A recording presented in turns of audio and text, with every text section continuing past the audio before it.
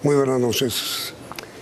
A estas alturas de la vida, en un país absolutamente santanderista, no está nada claro sobre quién es hoy el Contralor General de la República. El Consejo de Estado, como ustedes saben, anuló el nombramiento del doctor Carlos Hernán Rodríguez por supuestas irregularidades en el proceso de elección por parte del Congreso en pleno. El Contralor Rodríguez presentó una tutela pidiendo respeto a los derechos adquiridos por él, que aún no ha sido resuelta. El Contralor Rodríguez se retiró atendiendo la orden del Consejo de Estado y encargó como Contralor General en funciones a Carlos Mario Zuluaga. El doctor Zuluaga es nuestro invitado de esta noche.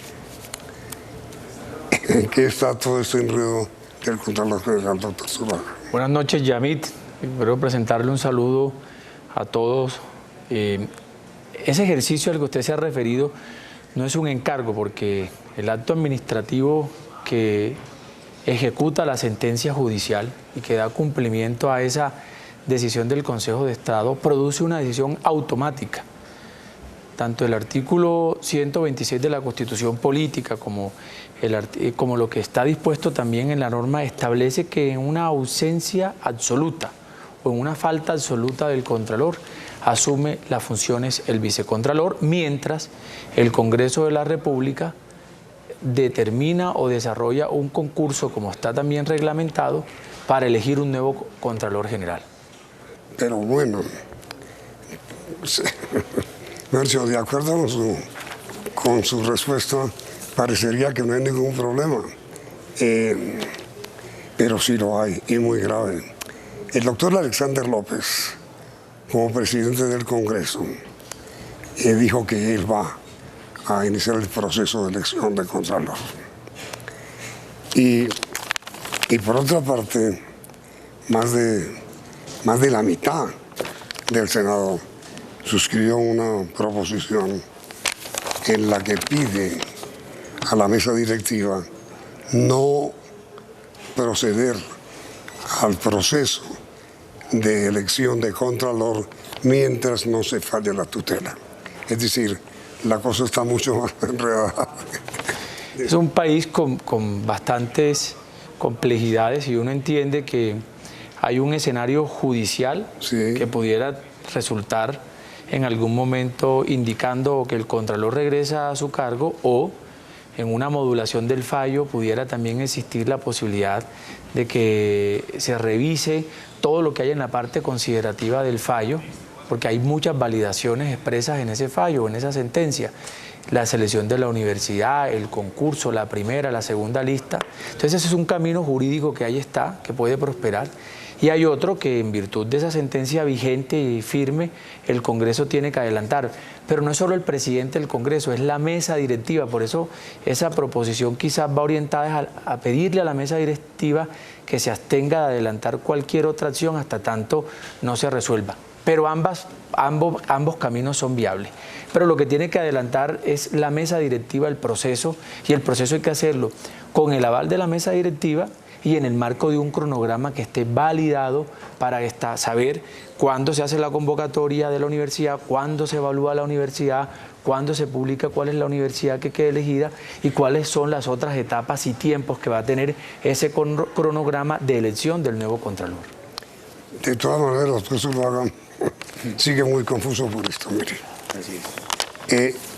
esta proposición de la mayoría del Senado que le pide a la mesa directiva no adelantar ningún proceso mientras el Consejo de Estado no falla la tutela, es una expectativa.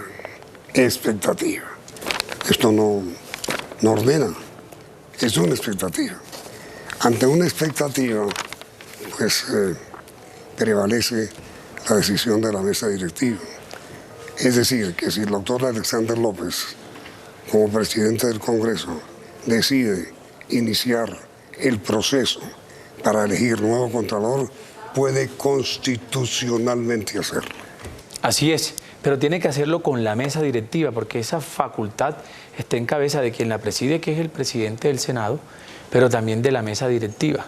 Y por supuesto todas estas gestiones que se están adelantando deben ir presididas de un acto administrativo, de conocer si hay disponibilidad presupuestal en el Senado para contratar una universidad. Uno no puede ir a generar una expectativa de contratación sin saber si todos esos prerequisitos contractuales están debidamente surtidos, pero eso es un tema que tendrá que tener resuelto y jurídicamente estudiado el presidente del Senado. Nosotros mientras tanto seguimos haciendo que la Contraloría siga funcionando, que se siga poniendo en marcha la aplicación de este plan estratégico que tenemos, y en esa tarea andamos, Yamil. No, sí, pero antes de... Usted me quiere tener a mí en este tema. No, es que antes de sus gestiones como Contralor en funciones, está la decisión sobre si va a seguir o no va a seguir Rodríguez. Pues la tutela no se ha fallado. No se sabe si el Consejo de Estado puede modularla, puede modificar que sean únicamente aspirantes los 10 que fueron preseleccionados o no. Eso no se sabe. No se sabe. Y por eso, ¿y quién le ordena al Consejo de Estado que falle ya? Hay unos tiempos, seguramente esta semana tendrá que haber una ponencia del magistrado que tiene el caso, y eso irá a sala o a la sesión, perdón, segunda, y luego eso tendrá un trámite, que para eso están los tiempos. Aquí lo que hay es que siempre confiar en el equilibrio de la justicia, en la valoración de todas las evidencias, y seguramente tenemos que ser respetuosos de cualquier decisión que se tome, y también muy confiados de que hay una administración correcta de la justicia en todos los escenarios y para todos los ciudadanos. ¿Usted cree que si el Consejo de Estado acepta, como lo pidió el doctor Rodríguez, Contralor General, revisar el fallo, podría ocurrir que se mantiene vigente todo el fallo, 1, 2, que se reforma para que sea únicamente entre los 10 aspirantes la lista que escogió el Congreso, o que lo rechace? Esa es una decisión del Consejo de Estado, del magistrado que tiene la ponencia, y por supuesto lo que hay es que esperar que ellos revisen y evalúen todos los elementos que jurídicamente se han presentado. Eso es un acto discrecional, respetuoso del Consejo de Estado, y nosotros tenemos todos los colombianos que esperar que haya una revisión de ese tema y que haya un fallo sobre eso, una decisión. Sí, su cargo hoy no es de Contralor encargado, sino de Contralor en funciones. En funciones. Es decir, está en plenas funciones. En plenas funciones hasta tanto ocurra cualquiera de las dos circunstancias, o jurídicamente avance alguna de las pretensiones del doctor Carlos Hernán Rodríguez, o se adelante el concurso de mérito. Lo que sí pueden tener claro los colombianos es que mientras yo esté al frente de la entidad vamos a continuar esa línea de trabajo de seguir ejecutando ese plan de vigilancia fiscal, de obtener resultados en el marco del control fiscal, de perseguir a quienes se han llevado los recursos públicos, de decretar medidas cautelares y embargos. Sí, pero antes de entrar a su... Permítame esto, mire.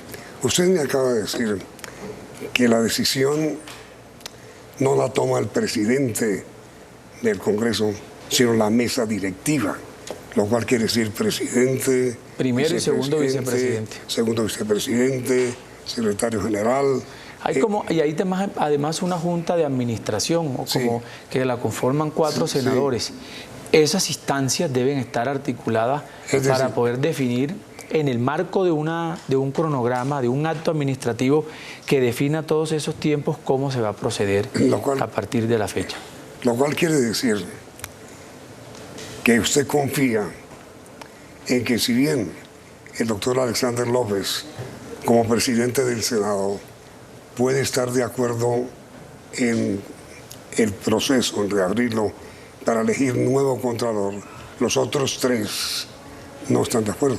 No conozco digamos, ni las conversaciones íntimas del Congreso. Pero usted dice que son todos... No, yo estoy diciéndoles qué dice la norma y por qué la mesa directiva es la que tiene la responsabilidad de adelantar. Eso es como decir, hombre, seguramente eso que yo he dicho está en orden en el Congreso y el presidente, como máxima autoridad del Congreso, lleva la vocería de ese asunto. Hay un tema delicado aquí, y es que como el doctor Rodríguez, Contralor General titular, entuteló, quiere decir que si el Consejo de Estado modifica o aclara su fallo en el sentido de que los 10 escogidos finalmente sí podrían aceptar. No vale. ¿Por qué? Porque Rodríguez tuteló, mal puede él acogerse luego a un fallo que tuteló. No, pero la tutela no es un mecanismo para eximirlo a uno de derechos. Al contrario, la tutela es un mecanismo que estableció el constituyente del 91 para garantizar derechos. No. Entonces no pudiera la tutela restringir las posibilidades o los derechos que cualquiera que use de ella tenga más adelante para optar o no, en este caso, por ejemplo, de estar o no en una lista, porque un acto de nulidad lo que dice es que no hubo una elección, y eso es lo que hoy está en firme.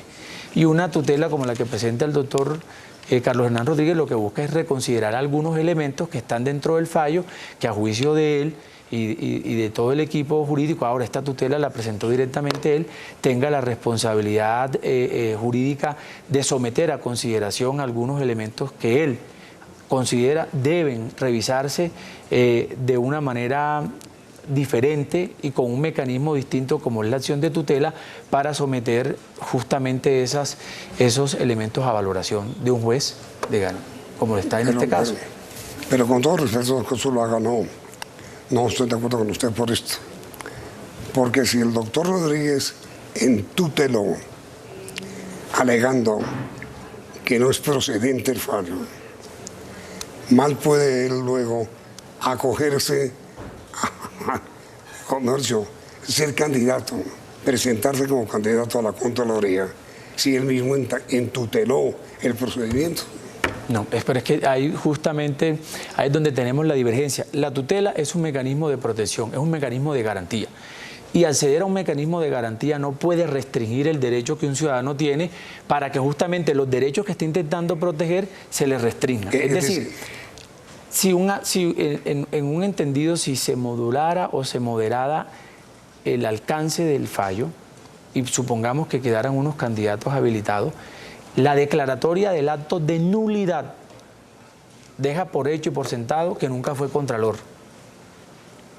Por lo tanto, las condiciones en las que él actuaría como ciudadano, con unos derechos que le devuelve la reconsideración del fallo a él y a todos los que estén en la lista, los deja en la igualdad de condiciones a todos. No, pero entonces usted quiere decir que si llegara a fallarse la tutela, en el sentido de que sí es válida la lista de los 10 candidatos finales escogidos, Rodríguez, el Contralor, podría volver a presentarse. Sí, eso es lo que jurídicamente pudiera pasar. Pero me repito, aquí esto es un supuesto, no sabemos qué va a decidir el Consejo de Estado, cómo van a avanzar estas decisiones jurídicas, qué va a hacer la mesa directiva del Congreso, que está liderando el senador Alexander López. O sea, todo esto es un escenario en los que todos tienen unas pretensiones, unas intenciones, y hay que esperar que la justicia administre como corresponde. País santanderista. País garantista.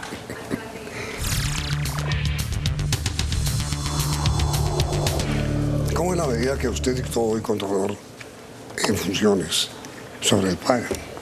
Miren, nosotros estamos cerrando, Yamit, la auditoría del primer semestre, que es un trabajo que se ha venido planificando durante todos estos 8 meses. Y hoy tenemos un promedio de 343 hallazgos fiscales, sin haber concluido el cierre de toda la auditoría de este primer semestre. Y tenemos 1.4 billones de pesos en hallazgos fiscales durante este primer semestre ya identificados en las auditorías de diferentes entidades. En el caso concreto de La Guajira, que usted me ha referido sobre... Perdón, es que en general la gente no entiende qué quiere decir hallazgos. Hallazgos significa que la Contraloría ha detectado que una inversión, una administración o ejecución de un presupuesto tuvo alguna irregularidad en alguna etapa, o tuvo un sobrecosto, o la obra no se ejecutó. ¿Cuál fue la irregularidad que usted descubrió? No, aquí hay muchas. No, le estoy hablando de 433 hallazgos solamente de este semestre que estamos cerrando, que es la auditoría que evalúa los recursos del último semestre del año 2022. Es decir, que no se sabe dónde está ese dinero. 1.4 billones de pesos. Hoy van a estar en el ojo de la Contraloría. 1.4 billones. Sí, señor. Que no se sabe dónde están. Que son hallazgos relacionados con... Sí, hallazgos que no se sabe que no se sabe dónde están, plata que está embolatada, así de sencillo. Que hay que adelantar un proceso de responsabilidad fiscal para determinar efectivamente la realidad de ese presunto daño. ¿Para juzgar a quién? A los responsables fiscales, llámense quienes fueron ordenadores del gasto, gestores fiscales, interventores. Y hoy, en esta realidad, con la nueva disposición que se tomó hace unos meses en la Contraloría, se están tomando dos determinaciones importantes. La número uno, una vez se apertura un proceso de responsabilidad fiscal, es decir, vamos a demostrar que si el hallazgo fue un daño, se decretan medidas cautelares, embargos a bienes y a cuentas de esos presuntos responsables, para que cuando termine el proceso podamos hacer uso de esos recursos. De esos presuntos responsables, doctor Zuluaga, que son ¿quiénes los presuntos responsables? Aquí tenemos, por ejemplo, si hablamos de la noticia que anunciamos relacionada con los presuntos detrimentos que se generó en el Ministerio de las Tecnologías y las Comunicaciones o el Ministerio de Comercio de 119.000 millones de pesos. ¿Por qué? Porque, por ejemplo, en el caso del Ministerio de las TIC, tienen un contrato vigente con la anterior Concel y con Telmes, que hoy tiene otra denominación jurídica, y tenían pactado una cláusula que decía que todas las mayores inversiones que se realizaran tenía una tasa o un cobro de 1% adicional, que debía ser liquidado ¿por quiénes?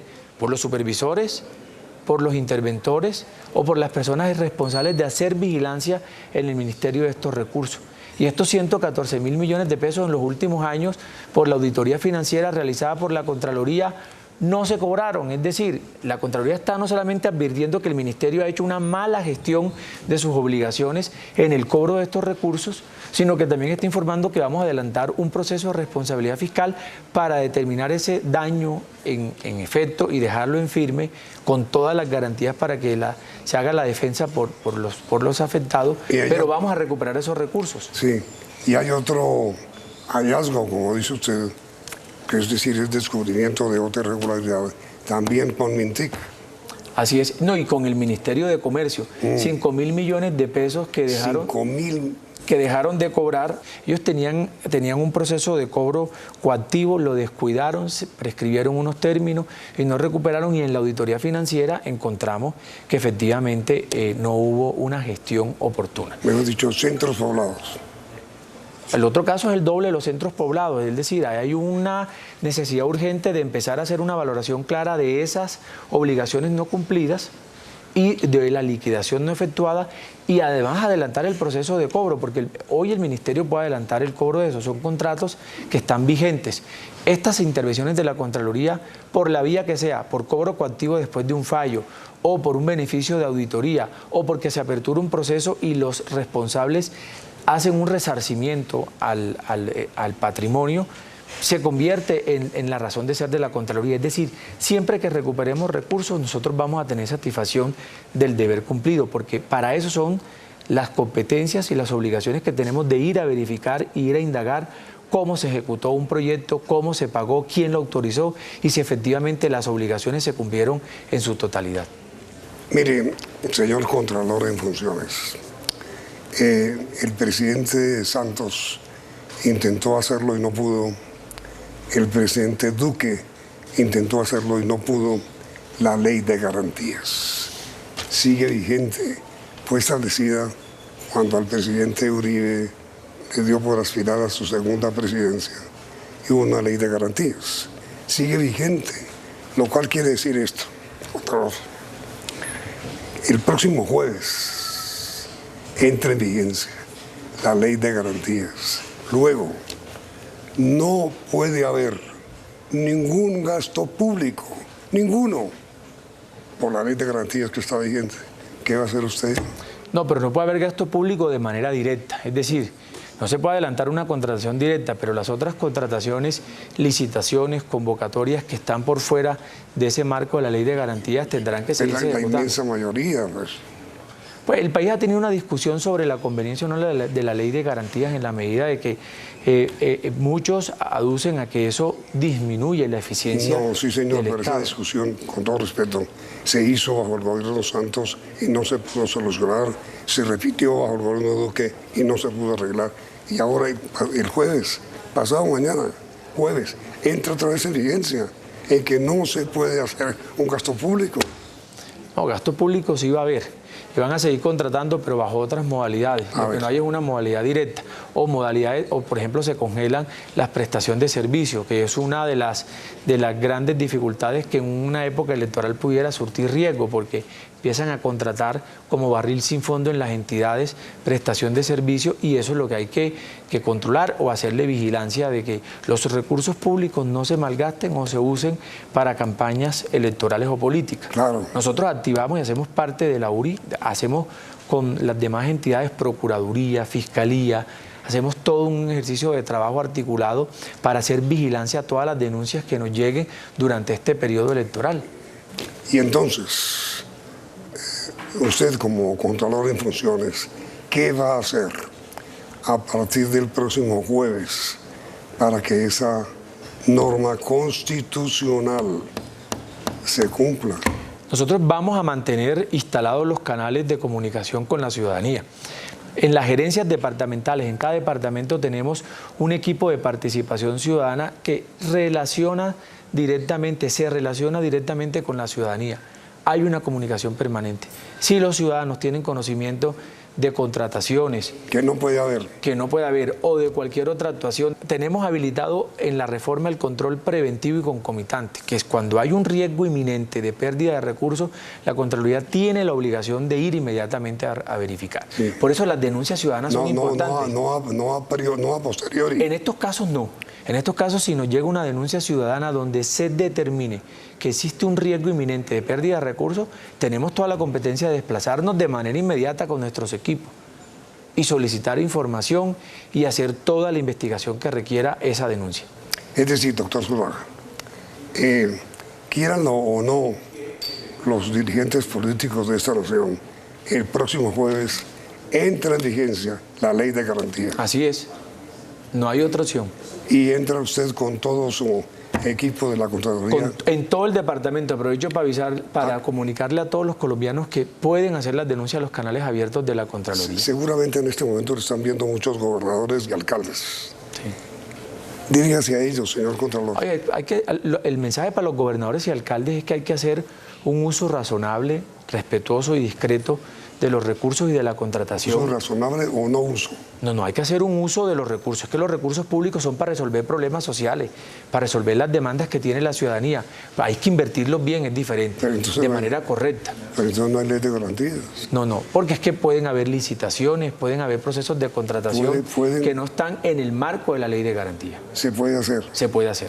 Como ocurrió en el periodo de garantía, digamos, de la reelección de Uribe. Exacto. Miren, la ley de garantía establece un margen de aplicación a unas modalidades de contratación. Por ejemplo, contratación de profesionales en algunos sectores distintos a la salud, creo, y educación, porque hay servicios que no se pueden interrumpir si ahí no tengo alguna imprecisión. Sí se pueden contratar, en otros casos no. O modalidades directas. Yo necesito contratar el desarrollo de una actividad. No lo puedo hacer ya de manera directa, porque la ley de garantía lo que prohíbe es restringir ese margen de usar los recursos de manera directa por parte de las autoridades, que puede hacer por las dificultades que hay usado para alguna campaña política. Habrá goles, ¿no? Vigilaremos y estaremos atentos, y como les hemos dicho, si hay una denuncia que nos ponga en evidencia un riesgo inminente de pérdida de recursos, vamos a hacer uso de nuestro control preventivo y concomitante. Ojalá sea así, doctor. Lo vamos a hacer, Yamil. Mi querido Contralor, muy amable. Muchas gracias a usted por recibir nuestro programa. Y a ustedes, televidentes, gracias por la sintonía, y los invito a que continúen aquí en Noticentro 1. Sí.